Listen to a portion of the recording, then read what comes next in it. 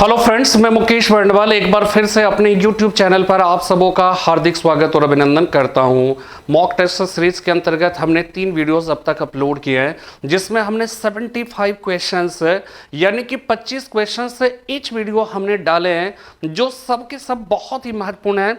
और उसको कई बार आप देखिएगा, उससे जुड़े हुए जो अन्य बातें हमने की है, अन्य चर्चाएं हमने की है, वो सब के सब परीक्षा के दृष्टिकोण से अत्यंत ही महत्वपूर्ण है। और ये आगे आने वाले समय में इसके महत्व को आप बेहतर तरीके से समझ पाएंगे। लेकिन वो जो 3 वीडियोस थे ना, वो सिर्फ एक चैप्टर से संबंधित था, और वो चैप्टर के अंतर्गत जो है हम लोग बात करते हैं भारत के राष्ट्रीय प्रतीक के बारे में। आज से हम लोग 2 वीडियो बनाएंगे, आज का एक वीडियो होगा और एक और वीडियो बनाएंगे, और हम लोग उसके अंतर्गत राजनीतिक विज्ञान के कुछ महत्वपूर्ण जो सिद्धांत है, उन सिद्धांतों के बारे में समझेंगे। शासन के विभिन्न जो रूप हैं, राज्य के विभिन्न रूप हैं, हम उसके बारे में आज इस वीडियो के अंतर्गत समझने की कोशिश करेंगे। और इसमें हम लोग बात करेंगे, जैसे जब हिंदुस्तान के अंदर हम ये कहते हैं कि भारत में संसदीय शासन की व्यवस्था है, पार्लियामेंट्री सिस्टम ऑफ गवर्नमेंट की व्यवस्था है, जब हम कहते हैं अमेरिका में प्रेसिडेंशियल सिस्टम ऑफ गवर्नमेंट है, जब हम ये कहते हैं कि भारत में संघात्मक शासन की व्यवस्था है, जब हम ये कहते हैं कि एकात्मक शासन की व्यवस्था ब्रिटेन में,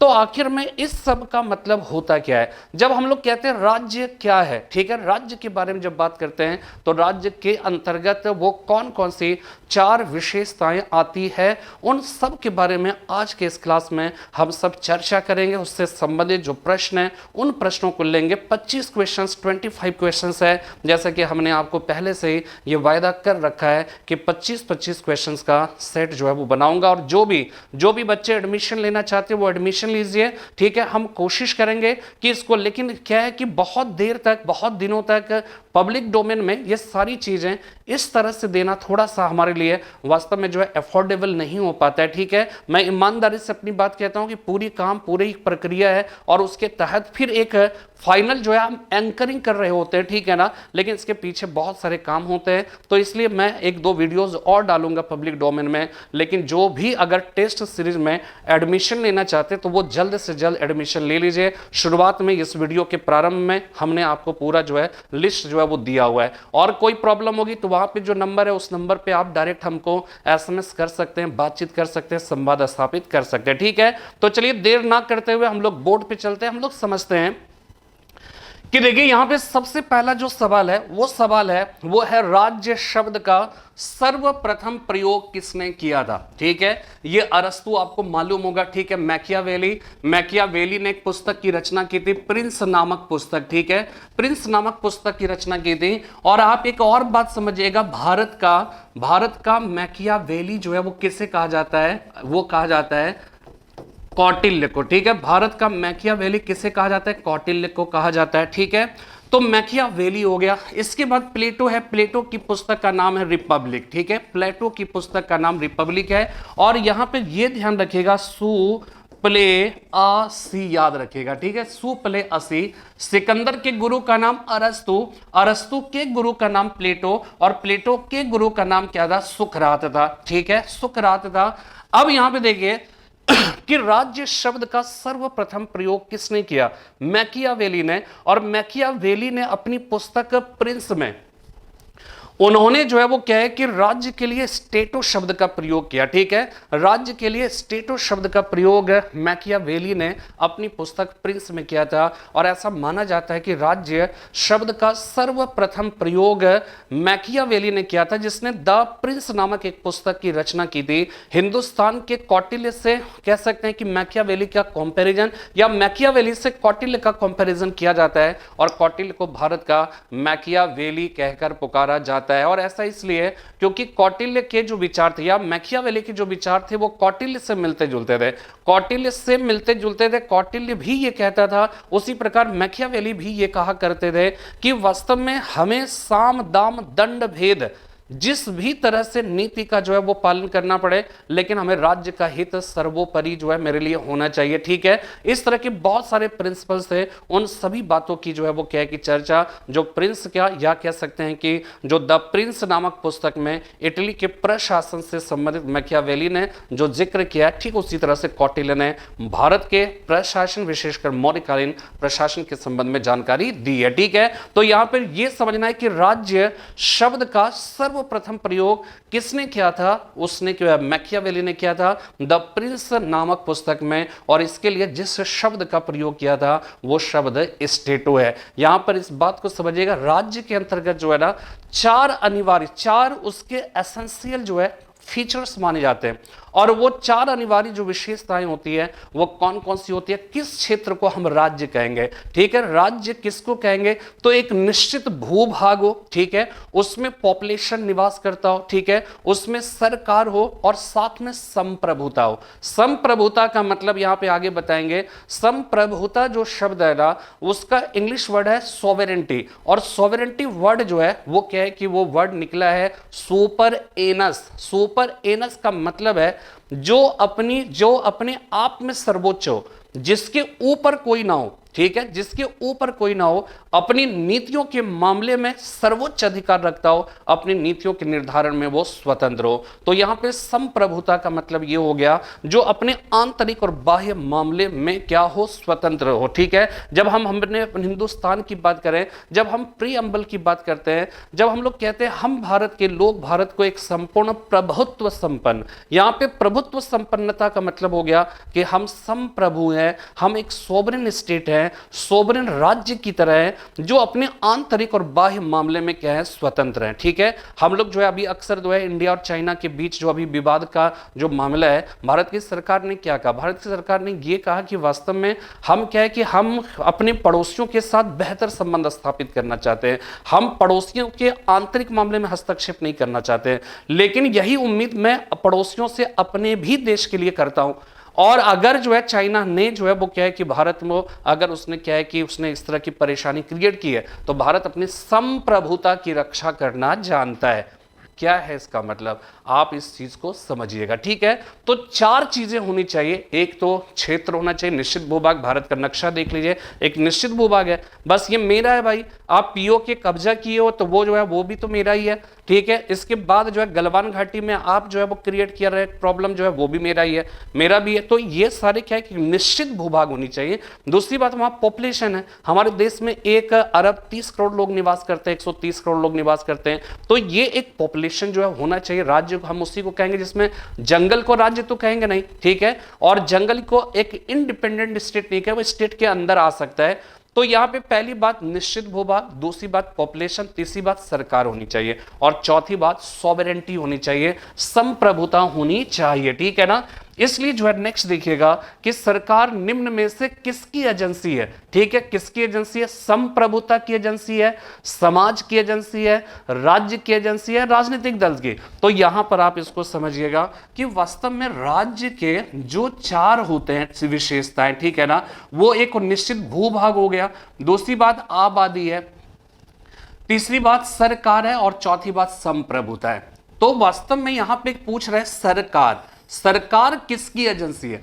तो सरकार जो है, ठीक है, सरकार जो है वो राज्य की एजेंसी होगी, या सरकार संप्रभुता की एजेंसी होगी, या आबादी की, या भू राजस्व की? तो सरकार जो है वो राज्य की एजेंसी होगी, इसलिए इसका सही जवाब जो है वो क्या हो जाएगा? सी। ठीक है, सरकार निम्न में से किसकी एजेंसी है? संप्रभुता की, समाज की, राज्य की, राजनीतिक दल की। तो इसका सही जवाब हो जाएगा राज्य की। ठीक है, इसके बाद नेक्स्ट देखिएगा, तीसरा जो क्वेश्चन है कि राज्य के अधीन कैसी संप्रभुता होती है। अभी अभी हमने बताया कि सोवेरेंटी जो होती है वो कैसी होती है। सोवेरेंटी जो है वो क्या है कि केवल आंतरिक मामले में स्वतंत्रता नहीं, बाह्य मामले में भी स्वतंत्रता है। और एक बात और समझिएगा कि इसी तरह से जैसे सोवेरेंटी है ना, जैसे वर्ड जो है सोवेरेंटी, समझिएगा मैं बहुत ही इंपॉर्टेंट बात बता रहा हूं। जैसे एक वर्ड है सोवेरेंटी, ठीक है, सोवेरेंटी है, ठीक है, जिसका मतलब होता है संप्रभुता। ये सब शब्द याद रखिएगा, ये आप ऐसे मत समझिएगा हल्के में कि ये जो है वो क्या है कि ये आपसे पूछा नहीं जाएगा। अगर आप पॉलिटी वगैरह स्टार्ट करते हैं पढ़ने के लिए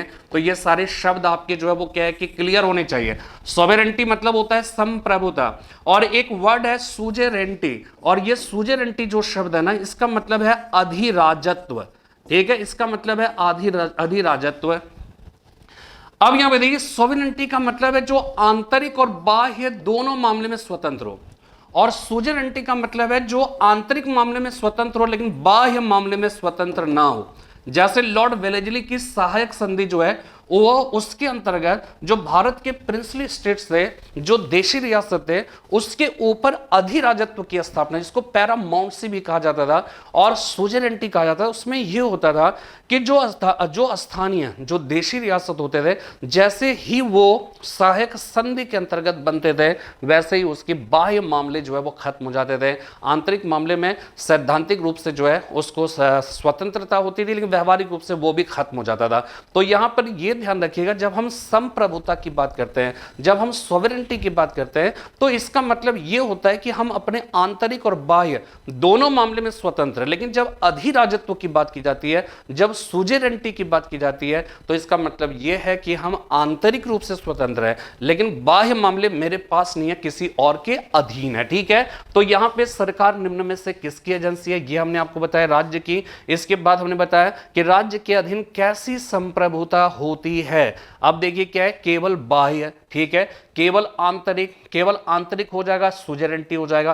केवल बाह्य का क्या होगा, बाह्य का जब आप अंदर से स्वतंत्र है ही नहीं, तो बाह्य मामले में कैसे स्वतंत्र हो सकते हैं। तो बाह्य का तो छोड़ दीजिए कि आंतरिक मामले में स्वतंत्रता हो सकती है, लेकिन बाह्य मामले में स्वतंत्रता नहीं है। और जब आंतरिक रूप से ही खत्म है, तो बाह्य मामले में आप कैसे रोल अदा कर सकते हो। समझ रहे हैं ना मेरी बात। तो आप इस बात को जो है वो क्या है कि समझना है।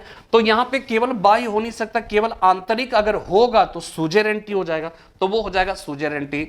आंतरिक व बाह्य अगर है तब वो हो जाएगा सोवेरेंटी। ठीक है, और ना बाह्य ना आंतरिक। तो इसलिए ये ध्यान रखना है कि वास्तव में जो सवाल है वो सवाल ये है, राज्य के अधीन कैसी संप्रभुता होती है। तो वो संप्रभुता जो होती है वो संप्रभुता हो जाएगी आंतरिक व बाह्य। ठीक है, आंतरिक व बाह्य हो जाएगा। नेक्स्ट क्वेश्चन है, बहुत सारे क्वेश्चंस मैं पहले से डिस्कस कर देता हूं, लेकिन बाद में वो आते 4 में। निम्न में से कौन सा राज्य का अनिवार्य तत्व नहीं है। 4 बताया, 4 बताए थे हमने 4 जो है वो क्या है कि तत्व बताए। और वो 4 तत्व जो है वो कौन कौन से हैं। एक निश्चित भूभाग होगा, पॉपुलेशन होगा, सरकार होगा, और फिर क्या होगा, संप्रभुता। ठीक है, इसको आप राज्य की 4 एजेंसियां कह सकते हो। ठीक है, राज्य की 4 एजेंसियां। तो निम्न में से कौन सा राज्य का अनिवार्य तत्व नहीं है। अब आप बताओ। आबादी बताया, प्रभुसत्ता बताया, क्षेत्र बताया, निश्चित भूभाग क्षेत्र हो गया, प्रभुसत्ता, प्रशासन। प्रशासन यहां पे नहीं आएगा, यहां पे सरकार आएगा। ठीक है, प्रशासन यहां पे जो है वो नहीं है। तो आबादी है, प्रभुसत्ता है, क्षेत्र है, लेकिन प्रशासन जो है यहां पर नहीं आएगा। नेक्स्ट जो है वो क्या है, निम्नलिखित में से कौन सा एक भारतीय संविधान की मुख्य विशेषता नहीं है। ठीक है, अर्धसंघीय, इसको समझिएगा, बहुत ही कॉन्सेप्चुअल सवाल है। ठीक है, इस पर थोड़ा सा ज्यादा गौर करिएगा। अर्धसंघीय है, ठीक है, शक्ति का पृथक्करण है, मौलिक अधिकार है, और 5वां है और चौथा है अल्पतंत्र।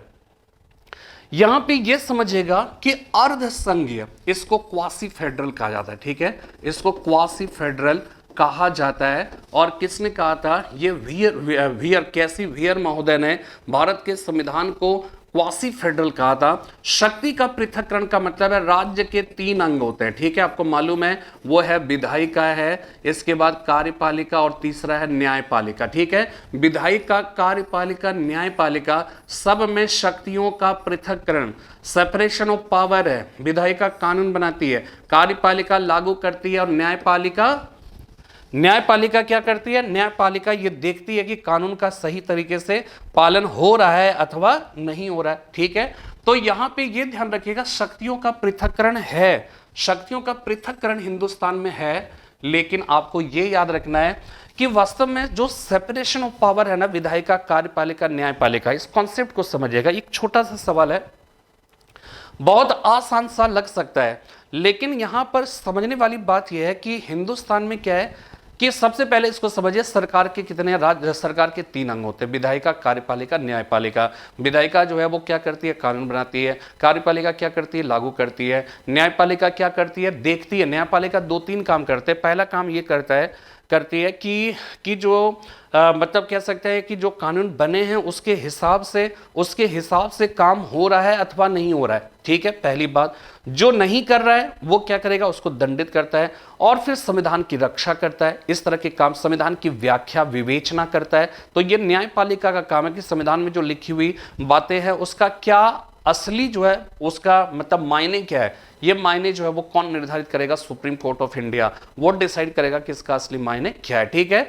लेकिन यहां पर एक बात समझिएगा कि ये जो सेपरेशन ऑफ पावर है, ये फ्रेंच दार्शनिक मॉन्टेस्क्यू ने सबसे पहली बार किया था। और अमेरिका में अगर देखा जाए तो अमेरिका के संविधान में ये जो सेपरेशन ऑफ पावर है वो एग्जैक्टली वो क्या है कि वो एकदम अलग अलग है, उसमें कोई जो है इंक्रोचमेंट नहीं है, एक दूसरे में इंटरफेरेंस नहीं है।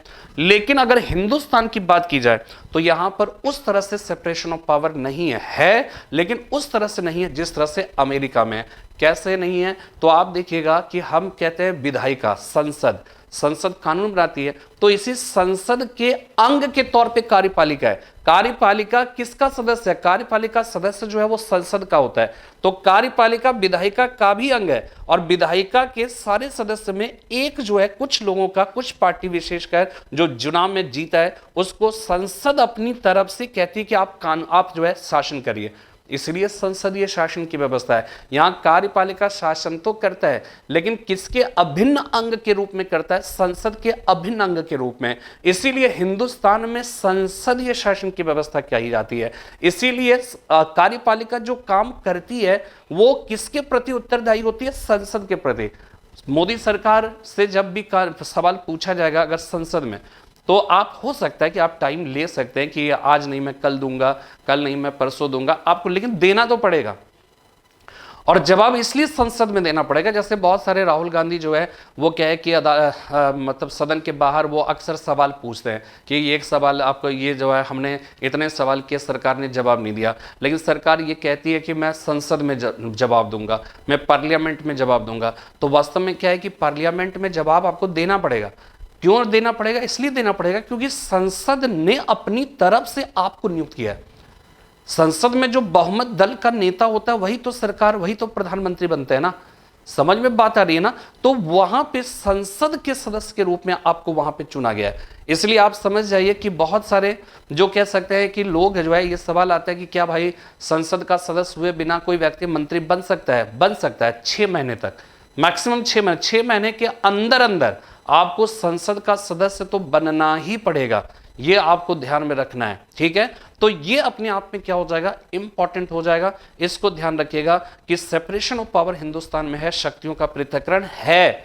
इसलिए यहां पे पूछा गया विशेषता में क्या है? शक्ति का पृथक्करण हिंदुस्तान में है या नहीं है? है, लेकिन उस तरह से डिवीजन नहीं है, उस तरह से सेपरेशन ऑफ पावर नहीं है जिस तरह से सेपरेशन ऑफ पावर जो है अमेरिका में मिलता है, या जिस तरह से फ्रेंच दार्शनिक मॉन्टेस्क्यू ने जो वो कल्पना की थी। तो ये अपने आप में बहुत ही इंपॉर्टेंट हो जाएगा। अगर आप देखिएगा यहाँ पे हिंदुस्तान में सुप्रीम कोर्ट को, यहाँ पे न्यायालय को कहा जाता है कि वो विधायिका कार्यपालिका से अलग है। अलग है, ये बात सही है, लेकिन न्यायपालिका का गठन कैसे होगा, उसमें कितने न्यायाधीश होंगे, ये सब तय कौन करेगा? ये सब तय संसद करती है, विधायिका करती है। तो इसलिए विधायिका का एक प्रकार से कहीं ना कहीं न्यायपालिका से भी जुड़ा हुआ है, विधायिका का कार्यपालिका से भी जुड़ा हुआ है। तो हम इस आधार पे कह सकते हैं कि हिंदुस्तान में संसदीय शासन की व्यवस्था है। यहाँ पे प्रधानमंत्री प्रधान है, ठीक है, सब कुछ है, ताकतवर है, बहुत पावरफुल है, तो हम कार्यपालिका ही शक्ति थोड़ी कहेंगे। हम ये थोड़ी कहेंगे भारत में एक संसदीय शासन है, हम लोग ये थोड़ी कहेंगे कार्यपालिका ही शासन है। हम लोग तो ऐसे नहीं, हम लोग तो कहते हैं संसदीय शासन की व्यवस्था है। क्यों कहते हैं पार्लियामेंट्री सिस्टम ऑफ गवर्नमेंट है? इसलिए कहते हैं क्योंकि हमारे यहाँ जो कार्यपालिका है वो संसद का खुद एक अभिन्न अंग है, और चुनाव जीतकर संसद का सदस्य बनना पड़ता है। और संसद में बहुमत दल की जो पार्टी होती है, बहुमत दल जो होती है, और उसके जो नेता होते हैं वो प्रधानमंत्री बनते हैं, और जो दल होता है वो सरकार बनाती है। तो ये जो है वो क्या होगा? Parliamentary system. तो शक्तियों का पृथक्करण पूछा जाएगा है कि नहीं है, तो आप बोलोगे हाँ है। तो फिर कैसा, क्या अमेरिका की तरह? तो नहीं है। क्या जैसा फ्रेंच दार्शनिक मॉन्टेस्क्यू ने बताया वैसा है? नहीं है। फिर भी है, सेपरेशन ऑफ पावर है, लेकिन क्या वैसा नहीं है जैसा अमेरिका में, जैसा कि फ्रेंच दार्शनिक मॉन्टेस्क्यू ने कहा है। क्लियर हो गया? दूसरी बात कि यहां पे अर्ध संघीय बात की जाए, तो अर्ध संघीय क्वासी फेडरल क्या है, इसको पहले समझिए। कनाडा से हमने संघीय शासन की व्यवस्था ली, संघात्मक शासन की व्यवस्था अमेरिका में भी है। जब भी हम फेडरल स्ट्रक्चर ऑफ गवर्नमेंट की बात करते हैं, जब भी हम संघात्मक शासन की व्यवस्था की बात करते हैं, तो इसका मतलब यह हो जाता है कि शक्तियों का जो बंटवारा है, जो सेपरेशन, जो पावर, जो डिस्ट्रीब्यूशन ऑफ पावर है, वो सेंटर और स्टेट के बीच होगा। जैसे हिंदुस्तान के अंदर 7वीं जो अनुसूची है, 7th जो शेड्यूल्ड है, ये सब ध्यान रखिएगा। जो 7वीं अनुसूची है, उस 7वीं अनुसूची में शक्तियों का बंटवारा है, विषयों का बंटवारा है, संघ लिस्ट है, राज्य लिस्ट है, समवर्ती लिस्ट है। ठीक है, संघ लिस्ट, राज्य लिस्ट, समवर्ती लिस्ट है। संघ लिस्ट में शामिल विषय पर कानून केंद्र बनाएगा, राज्य लिस्ट में शामिल विषय पर कानून राज्य बनाएगा, और समवर्ती लिस्ट में शामिल विषय पर कानून दोनों बनाएंगे। तो वास्तव में क्या है, शक्तियों का बंटवारा है। लेकिन यह भी ध्यान रखिएगा कि शक्तियों का बंटवारा है, संघात्मक शासन की व्यवस्था ऐसी व्यवस्था को कहा जाता है जिसमें विषयों का बंटवारा केंद्र और राज्य के बीच होता है। लेकिन क्या है, अगर आप शक्तियों के मामले में देखेंगे तो शक्तियों का झुकाव किसकी तरफ है, केंद्र की तरफ ज्यादा है। जब आप संघात्मक शासन की व्यवस्था की बात कर रहे हैं तो शक्तियों का बंटवारा कर दिया, पावर का सेपरेशन हो गया। तो पावर का सेपरेशन तो हो गया, लेकिन इधर क्या है, इधर आपका जो है वो मामला हो जाएगा, इधर केंद्र के बीच में, राज्य के बीच में, संघ और राज्य के बीच शक्तियों का बंटवारा तो है, लेकिन शक्तियों का झुकाव किसकी तरफ है, ज्यादा केंद्र की तरफ है। कैसे, आप पूछोगे कैसे केंद्र की तरफ है, तो पहले आप समझिए कि संघ लिस्ट में शामिल 97 विषय 99 अब हो गया। ठीक है, तो संघ लिस्ट में जितने भी विषय शामिल हैं वो सारे विषय ज्यादा है, उसके पास ज्यादा विषय या राज्य के पास, तो उसके पास ज्यादा विषय है। उसके पास ज्यादा महत्वपूर्ण विषय या राज्य के पास, तो केंद्र के पास ज्यादा महत्वपूर्ण विषय। तो एक तो विषय ज्यादा केंद्र को दिया है, तो ऐसा तो शक्तियों का पलड़ा उधर की ओर झुक गया। दूसरी बात, सारे महत्वपूर्ण विषय उसके पास है, तो झुकाव ऐसे भी हो गया। समवर्ती लिस्ट में शामिल विषय पर कानून दोनों बनाएगा, लेकिन अगर किसी एक विषय पर दोनों कानून बनाते विवाद हो जाता है तो ऐसी स्थिति में केंद्र की बात मान्य हो जाएगी। तो शक्तियों का झुकाव किसकी तरफ, उसकी तरफ। और सबसे बड़ी बात कि जो अवशिष्ट अधिकार है, वो अवशिष्ट अधिकार रेजिडुअरी, रेजिडुअरी पावर का मतलब, रेजिडुअरी जो शब्द है ना, वो रेजिडुओ शब्द से निकला है, और रेजिडुओ का मतलब होता है बचा खुचा। और बचा खुचा मतलब क्या हो गया कि इसका मतलब ये हो गया कि संघ लिस्ट में, राज्य लिस्ट में, समवर्ती लिस्ट में जितने विषय आपको शामिल करने थे सब जोड़कर आपने तोड़कर सब डाल दिया, लेकिन विषय की संख्या इतनी है कि आप उसको गिन नहीं सकते हो। तो उसमें कहा गया कि जिसमें संघ लिस्ट, राज्य लिस्ट, समवर्ती लिस्ट में डाल दिया, इसके बाद जो भी बचा खुचा जो भी विषय है सब पर अधिकार किसका होगा, केंद्र का होगा। तो झुकाव किसकी तरफ है, केंद्र की तरफ है। तो वास्तव में अमेरिका की तरह जो है हिंदुस्तान में सेपरेशन ऑफ पावर जो है, या पावर का जो संघात्मक शासन की व्यवस्था उस तरह से नहीं है जैसे कि अमेरिका में है। इसलिए हिंदुस्तान में केसी वियर ने कहा कि भाई जब शक्तियों का झुकाव, अच्छा एक और बात समझिएगा, राज्य लिस्ट में शामिल विषय पर भी केंद्र कानून बना सकती है। आपातकालीन जब परिस्थितियां आती है तो उस दौरान जो है वो क्या है कि कानून बना सकती है। तो कुल मिलाकर झुकाव केंद्र की तरफ ज्यादा है। तो इसलिए एग्जैक्टली अगर देखा जाए तो संघात्मक शासन की व्यवस्था के जो लक्षण होते हैं वो लक्षण यहां पर एग्जैक्टली नहीं है। इसलिए कैसी वियर कहते हैं कि आप इसको अर्ध है, शक्तियों का बंटवारा है, लेकिन झुकाव केंद्र की तरफ होने की वजह से इसको पूर्ण रूपेण संघात्मक नहीं कहा गया। इसीलिए कैसी वियर ने इसे क्वासी फेडरल या अर्ध संघीय कहा गया। तो ये भी हमारे देश की क्या हो जाएगी, कानून संविधान की विशेषता। तो ये विशेषता है, ठीक है, ये भी विशेषता, लेकिन पूछ रहा है कौन सी मुख्य विशेषता नहीं है। आप बताओ क्या हमारे देश में फंडामेंटल राइट्स नहीं है? भाग 3 में 12 से 35 के बीच में, आर्टिकल 12 से 35 के बीच में फंडामेंटल राइट्स है कि नहीं है? ठीक है, तो ये तीनों की तीनों विशेषता है। अब यहां पे देखिए, क्या हिंदुस्तान में अल्पतंत्र है? अल्पतंत्र को इंग्लिश में ओलिगार्की कहा जाएगा। और ये ओलिगार्की जो ना, ओलिगोस, ओलिगोस का मतलब होता है फ्यू, फ्यू मतलब होता है कुछ। अल्पतंत्र, क्या अल्पतंत्र है हिंदुस्तान में?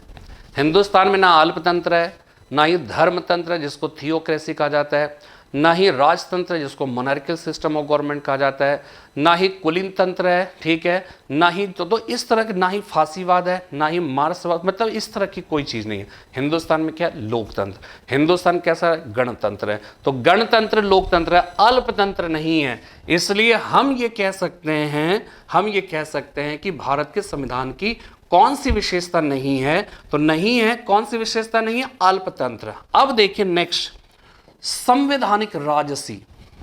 इसको देखिए, ये ध्यान रखिएगा, ये सब सवाल कहीं ना कहीं आए हुए भी हैं और कुछ महत्वपूर्ण सवाल अलग से भी ऐड किए गए। कॉन्स्टिट्यूशनल मोनैर्की, यहां पे देखिए मोनैर्की भी बात कर रहे हैं और संवैधानिक की बात कर रहे हैं, ठीक है ना।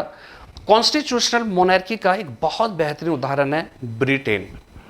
ब्रिटेन को कॉन्स्टिट्यूशनल मोनैर्की क्यों कहा जाता है? वहां पे ब्रिटेन की जो महारानी है ना, जो संवैधानिक प्रधान है, वो कौन है? ब्रिटेन की महारानी या वहां का सम्राट या साम्राज्ञी, जो भी कह सकते हैं आप, ठीक है, जो होगा वो होगा, ठीक है। और जिसका पद वंशानुगत है, तो राजतंत्र के शासन में क्या होता है कि शासक का पद वंशानुगत होगा। ब्रिटेन की महारानी या सम्राट का पद वंशानुगत है, ठीक है, तो वो राजतंत्र का लक्षण है। लेकिन प्रधानमंत्री भी है, चुनाव भी हो रहा है और उसको ज्यादा शक्ति है, उनको जो है ज्यादा शक्ति है, तो क्या हो जाएगा यहां पर जो है संवैधानिक हो जाएगा। वहां पे संविधान के तहत जो है, संविधान जो भी आलिखित संविधान है उसके तहत वहां पे चुनाव होते हैं, मतदान करते हैं, संसद में जाते हैं और संसद की शक्ति ज्यादा है बनिस्बत की राजतंत्रीय जो व्यवस्था वाले जो संवैधानिक राजतंत्र जो वहां पर है, जो राजा या सम्राट या साम्राज्ञी है, उनकी तुलना में संसद को ज्यादा पावर है, उनकी तुलना में प्रधानमंत्री को ज्यादा पावर है। तो वहां पर क्या है कि वहां पर संवैधानिक राजतंत्र है। यानी कि संवैधानिक जब आप कहते हो ना, तो इसका मतलब ये होता है कि जो राजतंत्र पहले निरंकुश हुआ करता था, जिसके शब्द ही कानून होते थे, अब वो नहीं है। अब वो केवल नाम मात्र के शासक हैं, वो टोकन रूप में, सिंबॉलिक रूप से किंग और क्वीन है, लेकिन उसके ऊपर किनका जो है वो क्या नियंत्रण है? संविधान का। इसलिए इसको संवैधानिक मोनैर्की कहा गया, संवैधानिक राजतंत्र कहा गया या संवैधानिक राजसी कहा गया, कॉन्स्टिट्यूशनल मोनैर्की। जिसका मतलब पूछा गया, जिसका अर्थ निम्न में से क्या है? राजा द्वारा संविधान को परिभाषित करना नहीं, राजा द्वारा संविधान की रचना करना नहीं, जनता द्वारा राजा का चुना जाना नहीं, संविधान द्वारा प्राप्त शक्ति के अनुसार राजा के द्वारा शक्तियों का प्रयोग। हम कहते हैं अपने देश में संवैधानिक प्रधान कौन है? राष्ट्रपति। तो क्या राष्ट्रपति कुछ भी कर लेगा क्या? राष्ट्रपति कुछ नहीं कर सकते, उनको संविधान के हिसाब से ही काम करना पड़ेगा। इसीलिए राष्ट्रपति संवैधानिक प्रधान तो है, लेकिन संविधान की मान्यताओं के आधार पर उनको काम करना होगा। और अगर वो नहीं करते तो आर्टिकल 61 के तहत हम ये कहेंगे कि उन्होंने संविधान का उल्लंघन किया और उनके ऊपर क्या कहा जाएगा? महाभियोग चलाया जाएगा, इंपीचमेंट चलाया जाएगा।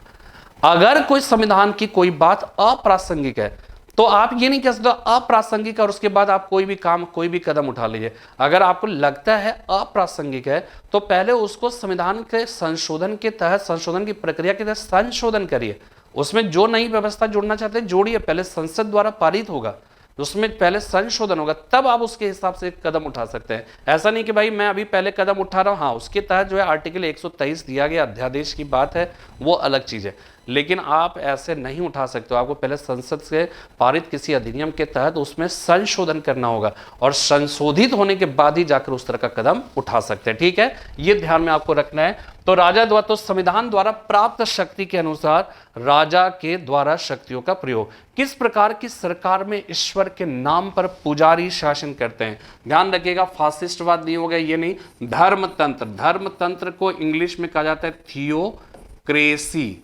थियोक्रेसी जो शब्द है ना, वो थियोस प्लस क्रेटोस, क्रेटोस जैसे दो शब्द के मेल से बना। थियोस का मतलब होता है ईश्वर, गॉड, और क्रेटोस का मतलब होता है शासन, रूल ऑफ गॉड, यानी ईश्वर का शासन, ईश्वर के नाम पर पुजारी शासन करते हैं। तो ये वास्तव में धर्म तंत्र इसका सही जवाब हो जाएगा, ठीक है। इसके बाद गणतंत्र के बारे में हमने आपको बताया था। गणतंत्र कैसा राज्य होता है? केवल एक लोकतांत्रिक राज्य, अध्यक्षीय पद्धति, केवल एक लोकतांत्रिक, ठीक है, याद रखिएगा गणतंत्र कैसा राज्य होता है? केवल एक लोकतांत्रिक राज्य, ठीक है। इसके बाद आएगा एक लोकतांत्रिक राज्य, एक अध्यक्षीय पद्धति शासन वाला राज्य, संसदीय पद्धति शासन वाला राज्य, राज्य जहां पर अध्यक्ष वंशानुगत रूप से ना हो। यह सही जवाब होगा, क्योंकि हमने बताया था ना कि गणतंत्र का सर्वाधिक प्रचलित जो उसका तात्पर्य है कि जिस देश का संवैधानिक जो प्रधान है उसका पद वंशानुगत ना हो, ऐसे ही राज्य को हम गणतंत्रात्मक राज्य कहते हैं। ब्रिटेन गणतंत्र नहीं है। क्यों नहीं है? क्योंकि वहां पे संवैधानिक प्रधान जो किंग और क्वीन है उनका चुनाव नहीं होता, वंशानुगत है, इसलिए वो गणतंत्र नहीं है। लेकिन वहां का वास्तविक प्रधान का पद वंशानुगत नहीं है, वहां चुना जाता है प्रधानमंत्री, इसलिए वो लोकतांत्रिक है, लोकतांत्रिक देश है, लेकिन वो गणतंत्र नहीं है। भारत में क्या है? संवैधानिक प्रधान राष्ट्रपति का पद वंशानुगत नहीं है, इसलिए भारत गणतंत्र है और लोकतंत्र भी है। प्रधानमंत्री का चुनाव हो रहा है वहां पर जो है, तो यहां पर यह ध्यान रखना है कि राज्य जहां पर अध्यक्ष पद वंशानुगत रूप से ना हो उसी को हम गणतंत्र कहेंगे। केवल एक लोकतांत्रिक राज्य, ध्यान रखिएगा, केवल एक लोकतांत्रिक, आप ये भी आंसर सेलेक्ट कर सकते थे कि जो लोकतांत्रिक राज्य होगा उसको आपको लग सकता है कि वो गणतांत्रिक होगा, लेकिन ध्यान रखिएगा कि लोकतांत्रिक राज्य गणतांत्रिक राज्य भी हो यह कोई जरूरी नहीं है। और इसका बेहतरीन उदाहरण है ब्रिटेन। ठीक है, ब्रिटेन में लोकतंत्र है, प्रधानमंत्री का चुनाव हो रहा है, वास्तविक कर्ता धरता है, लेकिन संवैधानिक प्रधान का पद वंशानुगत है, इसलिए वो गणतंत्र नहीं है। तो लोकतंत्र तो है लेकिन गणतंत्र नहीं है, तो लोकतांत्रिक जो राज्य होगा वो गणतंत्र भी होगा, ये कोई जरूरी नहीं है, इसलिए इसका ये जवाब नहीं होगा। इसका सही जवाब क्या होगा? जिसका संवैधानिक पद का जो होता है वो पद जो है अध्यक्ष जो होता है उसका वो वंशानुगत रूप से ना हो। ठीक है, इसके बाद नेक्स्ट जो है क्वेश्चन नंबर 9 है। ठीक है, डेमोक्रेसी शब्द किस भाषा से लिया गया?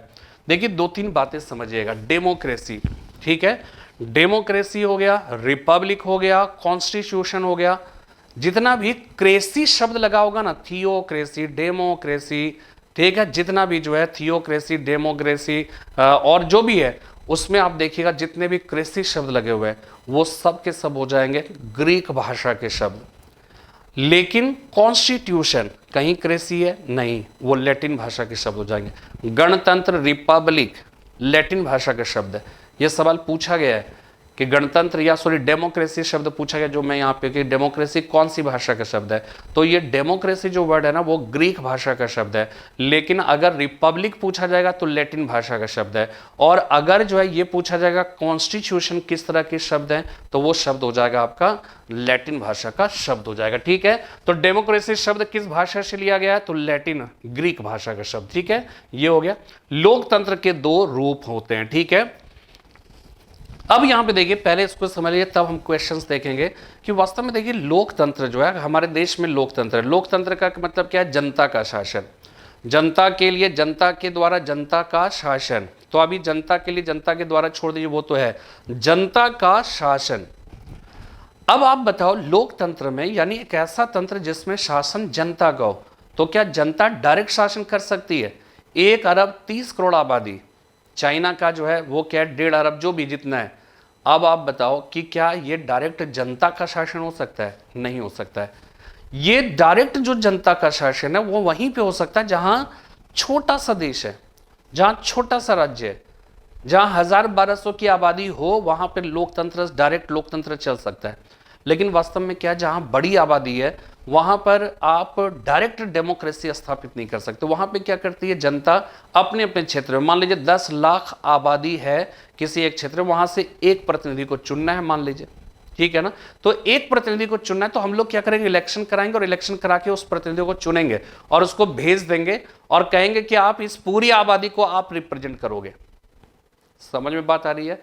तो ये क्या दिखा रहा है, ये प्रतिनिधि लोकतंत्र, इसको इनडायरेक्ट डेमोक्रेसी कहेंगे। हम डायरेक्ट शासन नहीं करते हैं, हम अपने प्रतिनिधि को चुनते हैं, फिर प्रतिनिधि जो डिसीजन लेती है, ये माना जाता है कि चूंकि हमने चुनकर भेजा है तो ये माना जाता है कि उसके सारे डिसीजन जो होंगे वो हमारे डिसीजन होंगे, उसको ब्लेम नहीं किया जाएगा, वो मेरे डिसीजन होंगे। क्लियर बात समझ में आ रही है? इसको कहते हैं इनडायरेक्ट डेमोक्रेसी, इसी को रिप्रेजेंटेटिव डेमोक्रेसी भी कहा जाता है, इसी को इनडायरेक्ट डेमोक्रेसी कहा गया। ठीक है, और डायरेक्ट डेमोक्रेसी में क्या होगा कि जनता डायरेक्ट जो है शासन करेगी, जनता खुद डिसीजन कर लेगी, तो इसको डायरेक्ट। और अधिकांश जो देश है जहां पे भी डेमोक्रेटिक कंट्रीज है, आप ये समझ आए रिप्रेजेंटेटिव डेमोक्रेसी है, वहां पर इनडायरेक्ट डेमोक्रेसी है, क्योंकि जनता डायरेक्ट शासन कर नहीं सकती है। तो इसलिए यहां पे लिखा है लोकतंत्र के 2 रूप है, प्रत्यक्ष और अप्रत्यक्ष। यहां पे हो जाएगा प्रत्यक्ष और अप्रत्यक्ष हो जाएगा। इसके बाद नेक्स्ट देखिएगा, कौन प्रातिनिधिक सरकार उपबंधित करता है? ठीक है, अपने आप यहां पे समझ में आ जाएगा। सरकार का अध्यक्षात्मक रूप है या अप्रत्यक्ष लोकतंत्र, अभी अभी हमने बताया ना कि उसको इसका दूसरा नाम है रिप्रेजेंटेटिव गवर्नमेंट, प्रतिनिधि, क्योंकि हम लोग अपने प्रतिनिधियों के माध्यम से शासित होते हैं, हम चुन कर भेजते हैं, चुनती जनता है लेकिन वो जनता का रिप्रेजेंटेटिव होता है, ठीक है, ये चीज ध्यान रखिएगा। इसके बाद लोकतांत्रिक व्यवस्था में सार्वभौम सत्ता किनके हाथों में होती है? जनता में। ये जो यहां पे लोग है सार्वभौम, जब हम लोकतांत्रिक व्यवस्था कहते हैं तो जनता का है, जनता के लिए, जनता के द्वारा है, तो हर जगह पे तो जनता है, हर जगह पे तो लोग है, तो सर्वोच्च जो है वो क्या है कि सार्वभौम सत्ता किनके हाथों में रहता है? तो वो जो है वो किनके हाथ में हो जाएगा? वो लोगों के हाथ में, ठीक है। इसके बाद नेक्स्ट देखिएगा 13वां सवाल है कि लोकप्रिय प्रभुसत्ता क्या होता है? पॉपुलर सोवेरेंटी, इसको पॉपुलर सोवेरेंटी कहा जाता है और इसमें जनता का प्रभुत्व होगा, ठीक है।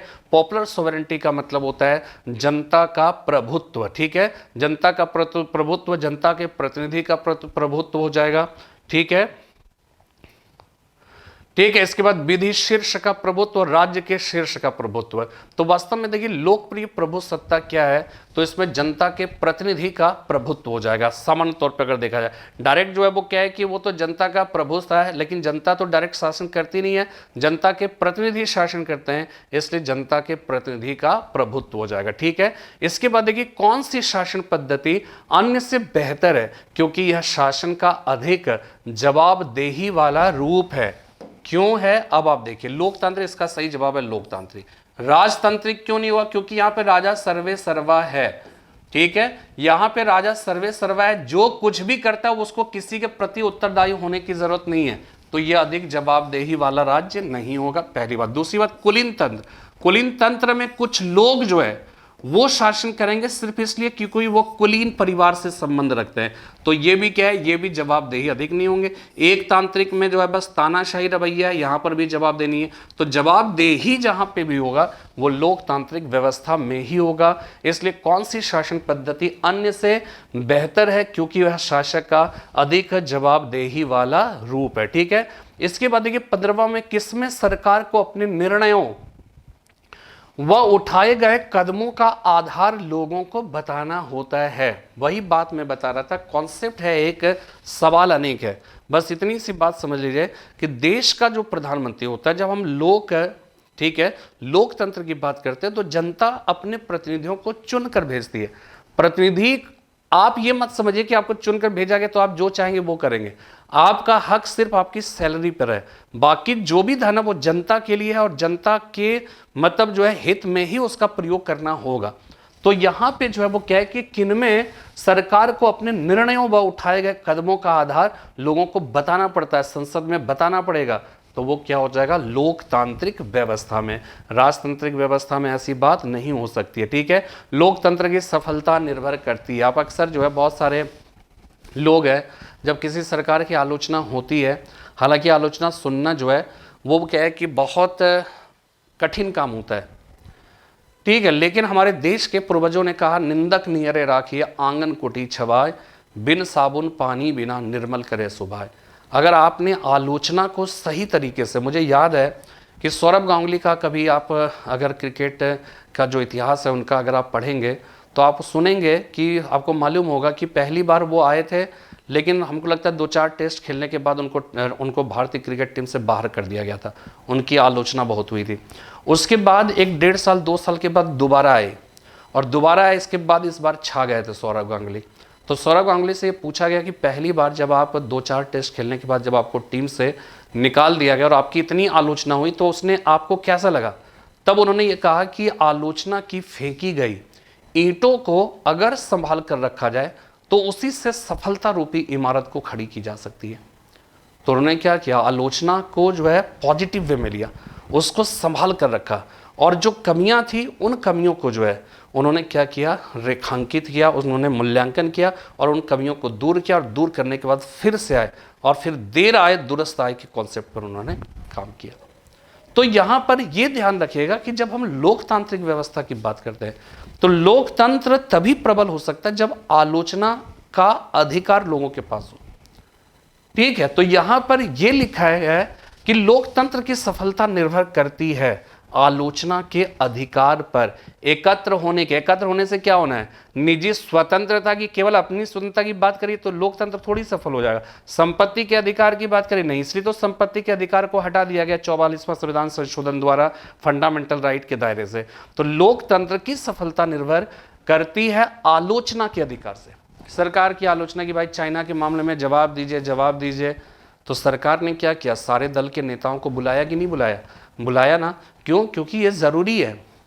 भले हो सकता है कि किसी राजनीतिक व्यवस्था से राजनीतिक स्वार्थ के लिए कोई आलोचना करे, वो हो सकता है, लेकिन आलोचना जरूरी है ताकि सरकार ये ना लगे कि भाई मैं एकदम ऑल इन ऑल हूं, सब मैं जो चाहूंगा वो करूंगा, तो फिर वो तानाशाही प्रवृत्ति। इसलिए विपक्ष का होना बहुत जरूरी है।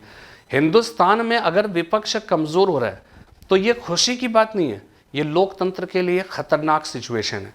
इसलिए विपक्ष का पावरफुल और शक्तिशाली होना बहुत ही जरूरी है।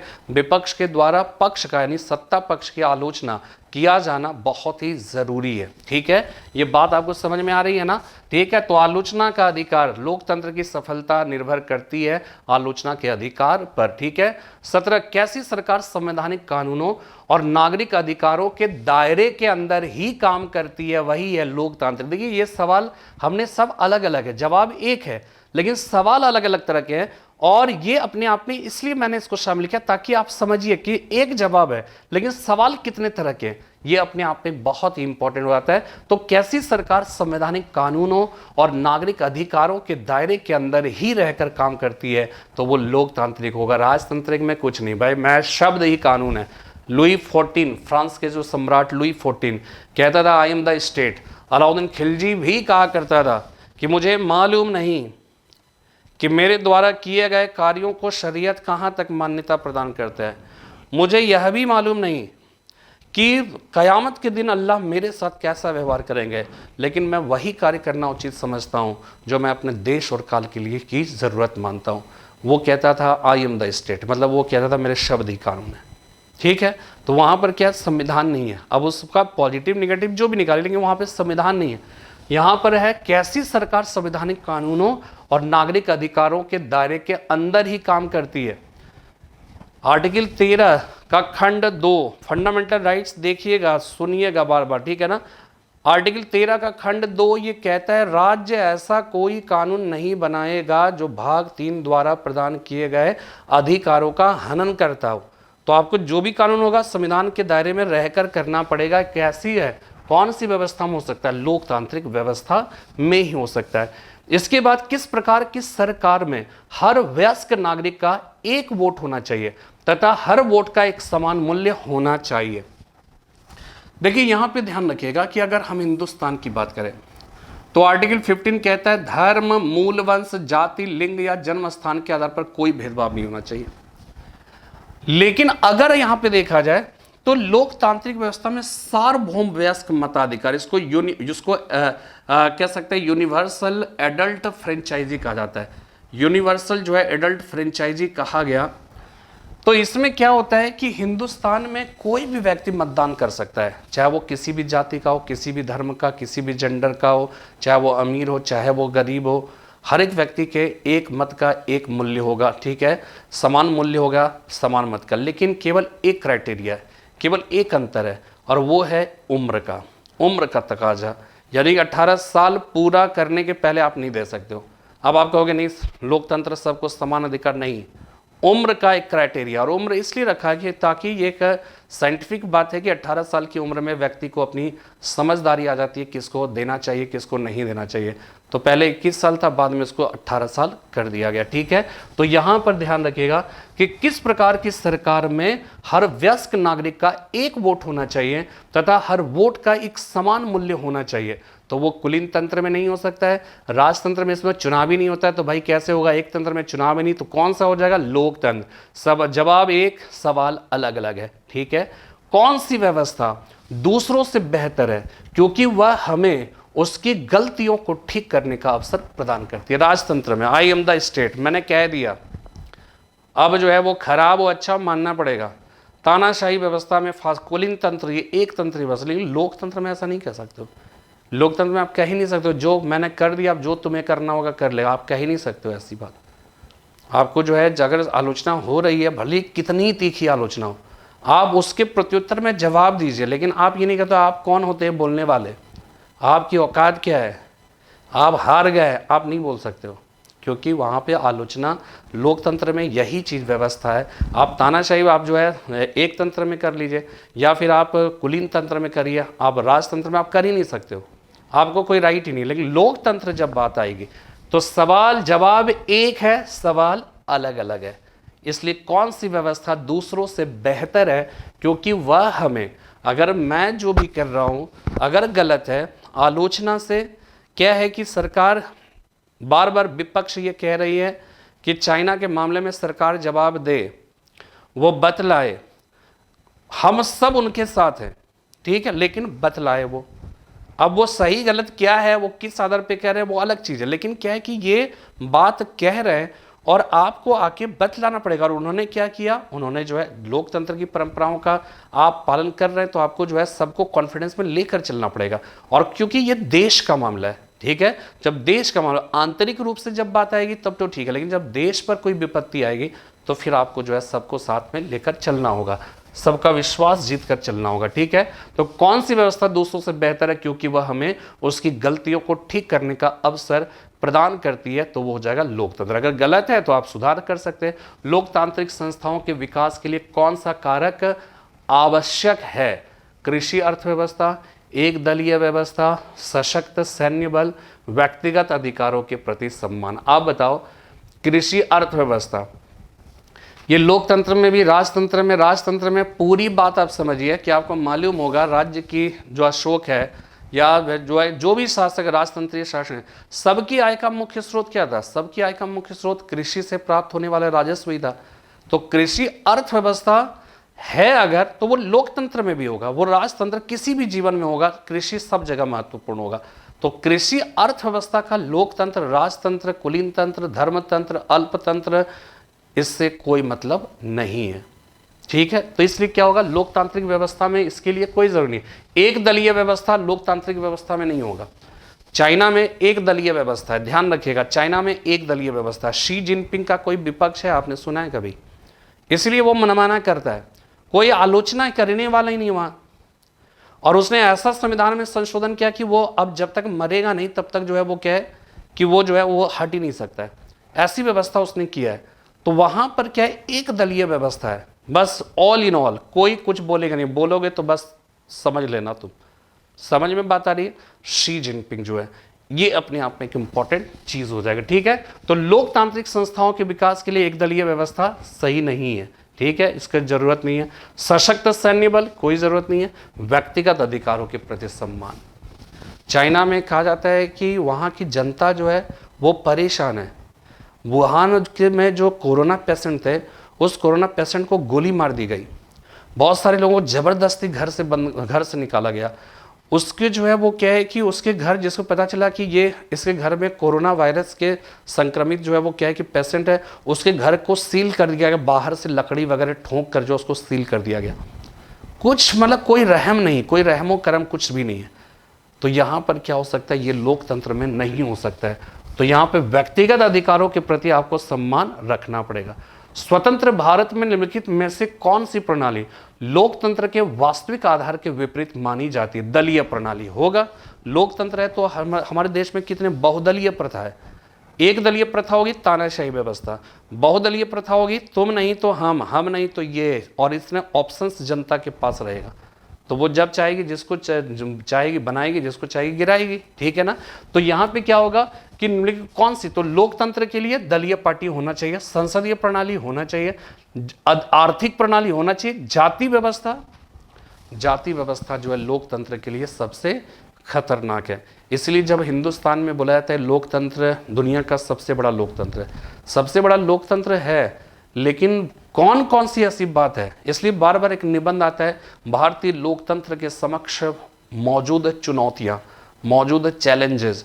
तो वो चैलेंजेस कौन कौन से हैं? तो वो चैलेंजेस जो है वो क्या हो जाएगा, वो चैलेंजेस हो जाएगा आपका ये जाति व्यवस्था है। जाति व्यवस्था, लोकतंत्र, आप सोचिए कि आपको इससे कोई मतलब नहीं है कि सरकार काम अच्छा कर रही है नहीं कर रही, कुछ नहीं, बस मेरी जाति का है वो भले ही आपके लिए कुछ करे या ना करे, लेकिन मेरी जाति के हम तो इसी को देंगे भाई, इसी को आगे बढ़ाना है। तो यहाँ पर क्या होता है, लोकतंत्र में क्या होता है, जो अच्छा काम कर रहा है उसका सपोर्ट करना है, चाहे वो हमारी जाति का हो, धर्म का हो, या हमारे क्षेत्र का हो या ना हो, उससे कोई मतलब नहीं है। लोकतंत्र, सच्चा लोकतंत्र वास्तव में ऐसी ही विशेषता की मांग करता है, ऐसी ही जो है वो क्या है कि उसके वो डिमांड करता है, लेकिन ऐसा होता नहीं है। इसलिए लिखा गया कि स्वतंत्र भारत में निम्नलिखित में से कौन सी प्रणाली लोकतंत्र के वास्तविक आधार के विपरीत है, तो वो जाएगा जाति व्यवस्था। ठीक है, लोकतांत्रिक प्रणाली, जाति व्यवस्था में और भी है, आपको मालूम होगा कि अनटचेबल जनजातियों के साथ बड़ी दुर्व्यवहार होता था। अलबरूनी कहता है चांडालों के साथ बड़ा बुरा सलूक किया जाता था, उसे अनटचेबल माना जाता था। वो अगर वैदिक मंत्र सुन लिया तो उसके कान में शीशा पिघला के डाल दिया जाता था, उच्चारण कर लिया तो जिह्वा काट ली जाती थी। मुख्य शहर में बिना किसी अनुमति के प्रवेश नहीं कर सकते थे, जहां तहां थूक नहीं सकते थे। तो ये जाति व्यवस्था, अनटचेबिलिटी, ये सब लोकतंत्र के विपरीत प्रणाली है। नेक्स्ट है 22, लोकतांत्रिक प्रणाली के लिए निम्नलिखित में से कौन से तत्व आवश्यक है? स्वतंत्र और निष्पक्ष चुनाव। ठीक है, निम्न में से कौन से तत्व आवश्यक हैं? स्वतंत्र और निष्पक्ष चुनाव सही है, अवसर की समानता सही, अधिकारों का संरक्षण, उक्त सभी, सब सही है, कॉमन है। ठीक है, इसके बाद कौन सा देश आधुनिक लोकतंत्र की स्थापना करने वाला पहला देश? आप अक्सर सुनते रहते होंगे, अमेरिका, ट्रंप का और भारत के प्रधानमंत्री, जब दोनों के गुजरात में मोटेरा स्टेडियम में मिलन हुआ तो ये कहा गया दुनिया का प्राचीनतम लोकतंत्र और दुनिया का सर्वाधिक विशाल लोकतंत्र, दोनों का मिलन। तो यही है जवाब, कौन सा देश आधुनिक लोकतंत्र की स्थापना करने वाला पहला देश था? तो अमेरिका। ओल्डेस्ट जो है डेमोक्रेसी आज के आधुनिक कॉन्सेप्ट में जो है माना जाता है, तो अमेरिका हो जाएगा। ठीक है, इसका जवाब। नेक्स्ट है, निम्नलिखित में से कौन लोकतंत्र नहीं है? USA, Norway, Bharat, China. सबसे अभी बताया क्या हो जाएगा? चाइना। ठीक है, इसके बाद लास्ट है, निम्नलिखित में किस स्थिति में स्वेच्छाचारी शासन संभव है? एक दलीय राज्य, द्विदलीय राज्य, बहुदलीय राज्य, इनमें से कोई नहीं। तो इसका सही जवाब क्या होगा? अभी बताया चाइना एक दलीय राज्य, स्वेच्छाचारी हो सकता है, कुछ भी कर सकता है, और चाइना में लोकतंत्र नहीं है, कुछ भी हो सकता है। ठीक है, तो इस तरह से ये है, एक बार रिकैप कर दूं मैं फिर से शुरू से, मैं जैसा कि करता रहा हूं ताकि आपको ये लगे कि हाँ ठीक है। और उसके बाद कई बार इसको देखिएगा तो अपने आप आपको जो है समझ में आया। राज्य शब्द का सर्वप्रथम प्रयोग किसने किया था? मैकियावेली ने। सरकार निम्न में से किसकी एजेंसी है? राज्य की। राज्य के अधीन कैसी संप्रभुता होती है? जो आंतरिक और बाह्य मामले में स्वतंत्र हो, आंतरिक और बाह्य मामले में स्वतंत्र हो। निम्नलिखित में से कौन सा राज्य का अनिवार्य तत्व नहीं है? प्रशासन नहीं होगा, आबादी होना चाहिए, निश्चित भूभाग होना चाहिए, संप्रभुता होनी चाहिए। ठीक है, निम्नलिखित में से कौन सा एक भारतीय संविधान की मुख्य विशेषता नहीं है? अर्धसंघीय शक्ति, मौलिक अधिकार, वो क्या हो जाएगा? अल्पतंत्र। ये हमारे लोकतंत्र की विशेषता नहीं है। संवैधानिक राजसी का अर्थ निम्न में से क्या है? तो इसका सही जवाब बताए संविधान द्वारा प्राप्त शक्ति के अनुसार राजा के द्वारा शक्तियों का प्रयोग किया जाना। किस प्रकार की सरकार में ईश्वर के नाम पर पुजारी शासन करते हैं? धर्मतंत्र हो जाएगा। इसके बाद 8 में गणतंत्र जो है कैसा राज्य होता है? गणतंत्र में कैसा राज्य होता है? ठीक है, गणतंत्र कैसा राज्य होता है? तो हमने आपको बताया था कि यहां पर क्या होगा,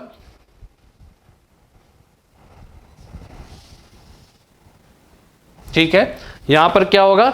राज्य जहां पर अध्यक्ष वंशानुगत रूप से ना हो। ठीक है, इसके बाद डेमोक्रेसी जो शब्द है हमने आपको बताया था किस भाषा से लिया गया? लैटिन भाषा नहीं, ये लैटिन भाषा का रिपब्लिक हो जाएगा और ग्रीक भाषा में डेमोक्रेसी हो जाएगा। ठीक है, लोकतंत्र के दो रूप हमने बताया, प्रत्यक्ष और अप्रत्यक्ष। और अप्रत्यक्ष लोकतंत्र को ही जो हम क्या करते हैं? प्रतिनिधिक सरकार की बात करते हैं, और वो अप्रत्यक्ष लोकतंत्र हो जाएगा। 12 हो जाएगा, लोकतांत्रिक व्यवस्था में सार्वभौम सत्ता किनके हाथों में होती है? लोगों के हाथ में, जनता के हाथ में।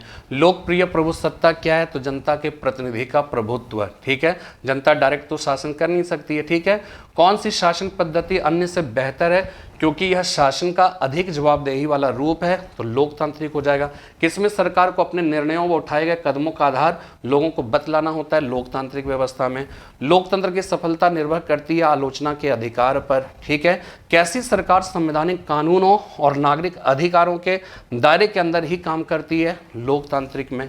किस प्रकार की सरकार में हर वयस्क नागरिक का एक वोट होना चाहिए तथा हर वोट का एक समान मूल्य होना चाहिए लोकतांत्रिक व्यवस्था में। कौन सी व्यवस्था दूसरों से बेहतर है, क्योंकि वह हमें उसकी गलतियों को ठीक करने का अवसर देता है। प्रश्न एक है, जवाब प्रश्न अलग अलग है, जवाब एक है लोकतांत्रिक। लोकतांत्रिक संस्थाओं के विकास के लिए कौन सा कारक आवश्यक है? कृषि व्यवस्था, एक दलीय व्यवस्था, सशक्त व्यक्तिगत अधिकारों के प्रति सम्मान। स्वतंत्र भारत में निम्नलिखित में से कौन सी प्रणाली लोकतंत्र के वास्तविक आधार के विपरीत जाता है? जाति व्यवस्था। 22 में लोकतांत्रिक प्रणाली के लिए निम्न में से कौन से तत्व आवश्यक हैं? स्वतंत्र और निष्पक्ष चुनाव होना चाहिए, अवसर की समानता होनी चाहिए, अधिकारों का संरक्षण होना चाहिए, उक्त सभी, ये सभी सही है।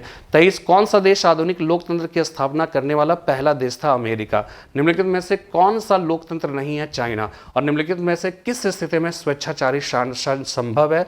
एक दलीय राज्य। इसलिए हिंदुस्तान में क्या होता है कि बहुदलीय व्यवस्था है। अक्सर आप सुनते होंगे कि इतने ज़्यादा दल बन गए कि किसी भी पार्टी को स्पष्ट बहुमत मिल नहीं पाता है, तो अक्सर सुनते होंगे कि यहाँ पे हिंदुस्तान में द्विदलीय व्यवस्था होनी चाहिए।